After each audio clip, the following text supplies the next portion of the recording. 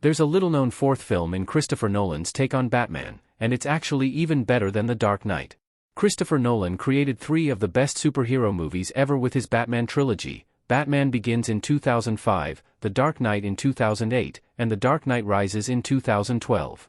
The Dark Knight, in particular, is widely credited as the best Batman movie ever made and even one of the best movies ever in general. The thing is, Nolan's take on Batman inspired a spin-off film that can be considered the 4th movie in the Dark Knight franchise.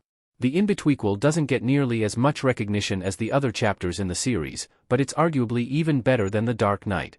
A big reason it's so often overlooked is that it was an animated anthology that took place between Batman Begins and The Dark Knight, and because Nolan only consulted on the film instead of being directly involved.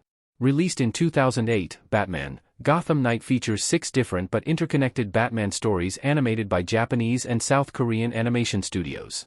Each of the 6 tales tells a different story from Bruce Wayne's earliest days as Batman, just after the events of Batman Begins. The segments are all loosely connected and chronicle Batman's efforts to take down Gotham's organized crime as well as villains like Scarecrow, Killer Croc, and Deadshot. Most importantly, it has a few significant advantages over The Dark Knight. Batman, Gotham Knight blends Christopher Nolan's realism with comic book accuracy and beautiful animation. The beauty of Batman, Gotham Knight is that it combines 2 of the absolute best aspects of both The Dark Knight and most of the Batman comic books, grounded and gritty realism and a larger-than-life quality about the character.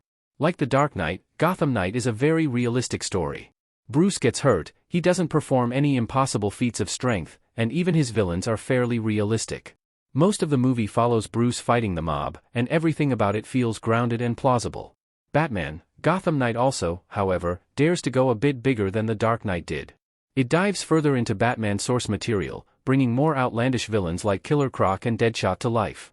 The film also dives heavily into Batman's reputation as a stalker of the night and a fearsome protector of Gotham.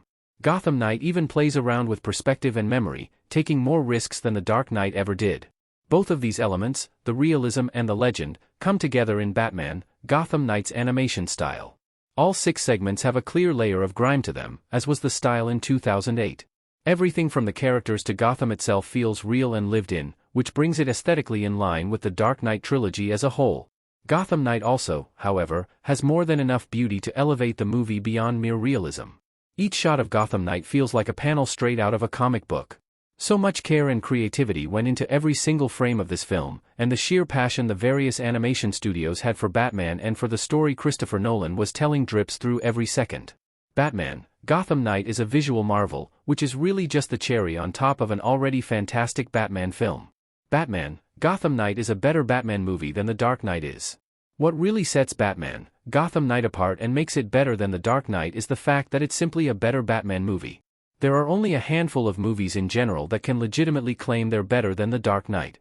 The movie is great from top to bottom, and it only has a handful of easy-to-ignore flaws. That being said, while The Dark Knight is a masterpiece, it's not the best Batman movie out there. Christopher Nolan's dedication to grounding Batman and the more outlandish aspects of a comic book superhero worked tremendously well to make The Dark Knight a great action movie, but it somewhat undermined the film as a Batman movie. Batman is a larger-than-life figure, and his exploits are larger than life as well.